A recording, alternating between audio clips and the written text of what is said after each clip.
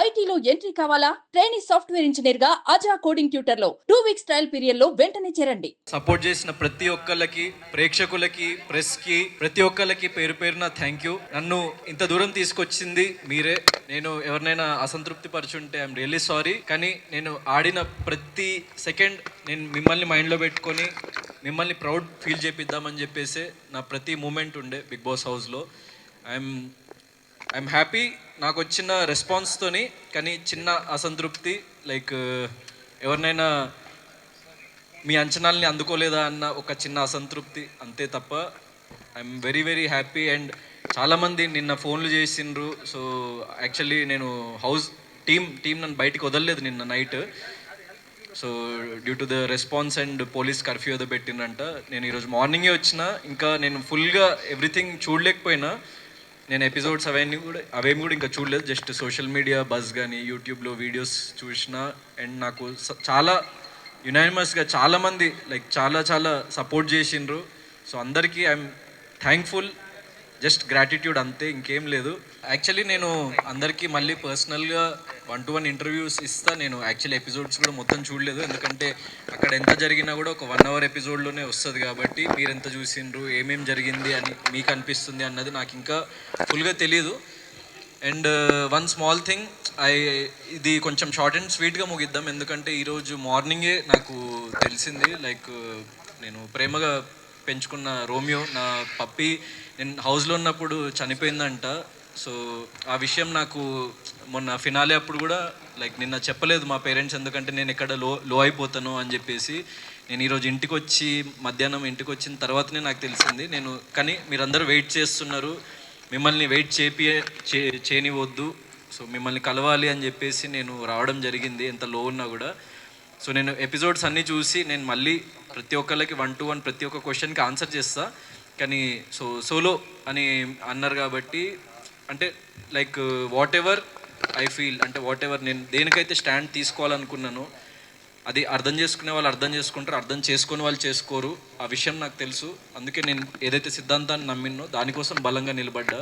నాకు వచ్చిన రెస్పాన్స్ పట్ల, నేను విన్నరని నమ్మిన ప్రతి ఒక్క ప్రేక్షకుల పట్ల నాకు గ్రాటిట్యూడ్ ఉంది తప్ప, నేను లైఫ్లో ఎప్పుడైనా నేను పక్కవారు విజయం సాధించినా నేను చింతించను.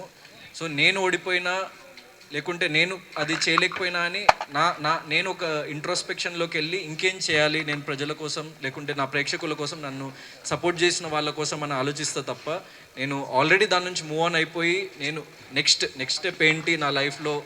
సో ఒక ఫిల్మ్తోని రెడీ అయిన, లైక్ సోలో బాయ్ అనే ఫిల్మ్తోని లైక్ మీ ముందుకు రాబోతున్న తొందరలో.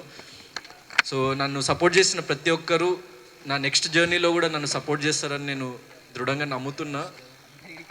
So I'm happy whatever has happened. So నేను విన్నర్ అని నమ్మిన ప్రతి ఒక్కరికి పాదాభివందనాలు. ఎందుకంటే ఇంత లవ్, ఇంత ప్రేమ నేను లైఫ్లో ఎప్పుడు చూడనంత ప్రేమ మీరు నాకు ఇచ్చిండ్రు, నన్ను ఇంతటి వాడిని చేసిండ్రు, అండ్ నన్ను ఇంత దూరం తీసుకొచ్చిండ్రు మీరు. So I'm very very grateful to every one. అంటే అది నేను విన్నర్ అని నమ్మిన ప్రతి ఒక్కరికి నేను grateful. So what ever has happened. So లైఫ్లో నేను యాక్సెప్ట్ చేస్తా ఏది జరిగినా కూడా. నేను నన్ను నమ్మిన వాళ్ళ కోసం, నాకు ఓట్ చేసిన వాళ్ళ కోసం, నా ప్రేక్షకుల కోసం నేను నిరంతరం ఇంకా నన్ను నేను రీడిస్కవర్ చేసుకొని, రీఇన్వెంట్ చేసుకొని, నేను మిమ్మల్ని నిరంతరం ఎలా అలరించాలి అన్న దాని మీద కృషి చేస్తూ ప్రతి ఒక్క మూమెంట్ని నా లైఫ్లో నేను ఇంకా ముందుకు వెళ్తూ ఉంటా. సీజన్ 7కి సీజన్ 8కి డిఫరెన్స్ ఏంటంటే, సీజన్ 7లో నేను ఇంకా లైఫ్ని కానీ లేకపోతే జనాల్ని కానీ ఇంకా అంత క్షుణ్ణంగా చూడలేదు నేను. సో ప్రతిరోజు మనం ఇవాల్వ్ అవుతూ ఉంటాం యాజ్ ఎ పర్సన్, అండ్ ప్రతిరోజు మనం కొత్త విషయం నేర్చుకుంటూ ఉంటాం. సో నాకు 100% లాస్ట్ 1 year అన్నది నా లైఫ్లో చాలా విషయాలు నేర్పించింది. యాజ్ ఎ పర్సన్ నన్ను చాలా ఇంకో ఉన్నత స్థాయికి లైక్ తీసుకెళ్ళింది, అండ్ నన్ను ఇంకో డిఫరెంట్ పర్సన్గా మలచగలిగింది. నా లైఫ్లో జరిగిన ఎక్స్పీరియన్సెస్ కానీ, సిచ్యువేషన్స్ కానీ, నేను చూసిన జీవితం కానీ. సో అది నన్ను ఇంకో బెటర్ పర్సన్గా మలిచింది. అండ్ అందుకే నేను మళ్ళీ మీ ముందుకు వచ్చి నేను ఇక్కడి వరకు రాగలిగినని నమ్ముతున్నా. బ్యాక్ ఎండ్లో ఏం జరిగింది అన్న విషయం 100% నాకు తెలీదు. నేను ఐఎమ్ బీయింగ్ జెన్యూన్, ఏం జరిగింది అన్న విషయం నాకు తెలియదు. సో దాని గురించి నేను పర్టికులర్గా సో అదే నేను చెప్పినట్టు ఏం జరిగినా నేను బిగ్ బాస్కి వెళ్ళిన ఏకైక రీజన్ ఏంటంటే నేను ప్రేక్షకులకి దగ్గర అవ్వాలి, ప్రేక్షకులకి చేరువవ్వాలి. సో నా ఆట తీరు కానీ, నేను ఎంచుకున్న మార్గం కానీ, నేనేంటో చూపించాలి, నేను దృఢంగా నిలబడాలి అని వెళ్ళిన.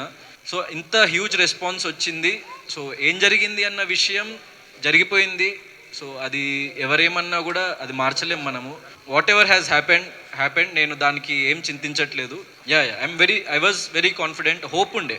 యాక్చువల్లీ బయట ఉండి ఇన్ని రోజులు అబ్జర్వ్ చేసి బయట ఏం జరుగుతుందో మీకే ఇంకా క్లియర్గా తెలుసు నాకంటే. నాకు జస్ట్ కొద్ది గంటలే అయింది అసలు బయట ఏం జరుగుతుందని. సో ఇంకా కంప్లీట్గా డైజెస్ట్ కూడా అవ్వలేదు. ఏం జరుగుతుందన్న విషయం నాకు ఇంకా క్లారిటీ కూడా కంప్లీట్గా రాలేదు. నేను మళ్ళీ దీని మీద నేను ఇంకా క్లియర్గా నా క్లారిటీ వచ్చినప్పుడు నేను ఇంకా మంచి ఒపీనియన్ ఇవ్వగలుగుతా. So I'm being genuine. మీకు నిజంగా నేను విన్నర్ అనిపించుంటే I'm very very thankful and happy.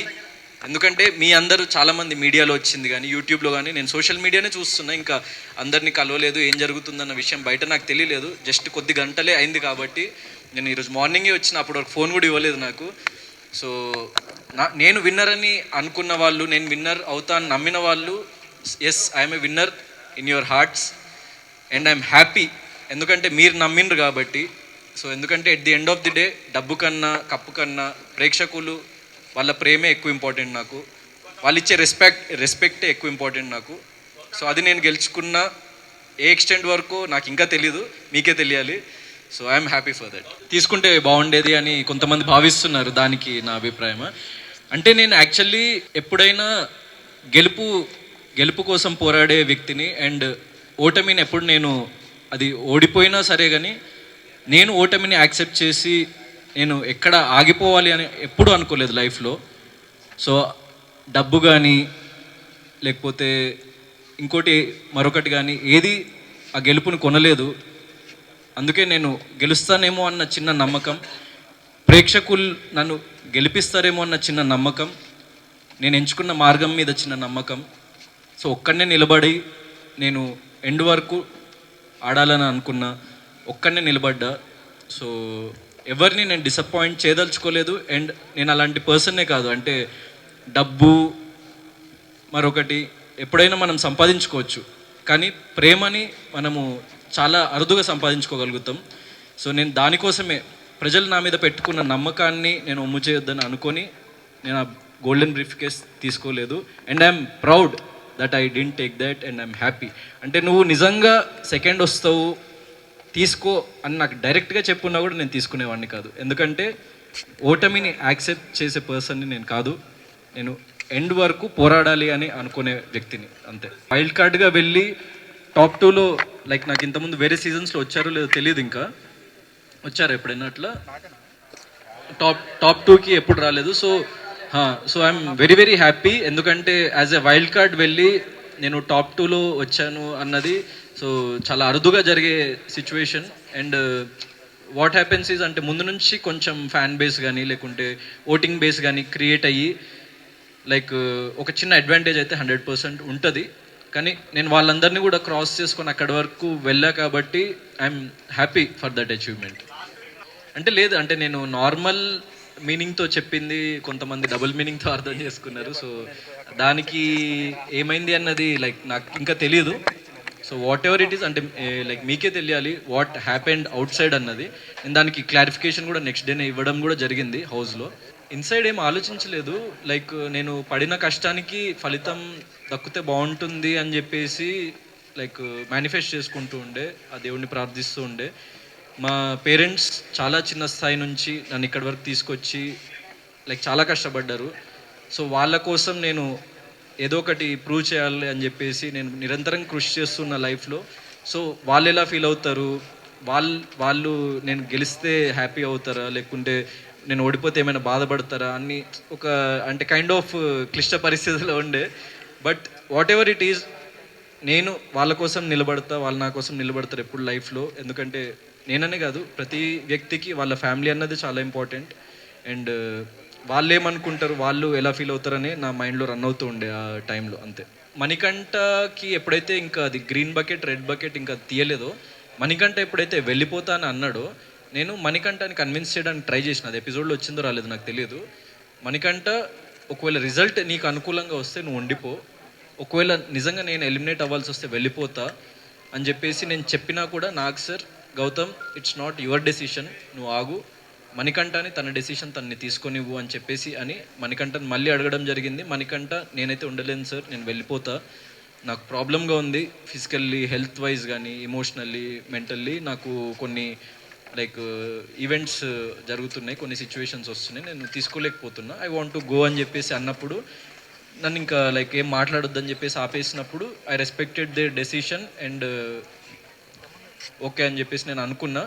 And ఎప్పుడైతే నాకు మళ్ళీ సెకండ్ ఛాన్స్ వచ్చిందో, సో 100% మన జీవితంలో లైక్ ఒక సెకండ్ ఛాన్స్ వచ్చినప్పుడు దాన్ని మనం ఎంత లెవెల్ వరకు యూటిలైజ్ చేసుకుంటాం, దాన్ని మనం ఎంత లెవెల్ వరకు నిలబెట్టుకుంటాం అన్నది చాలా ముఖ్యం.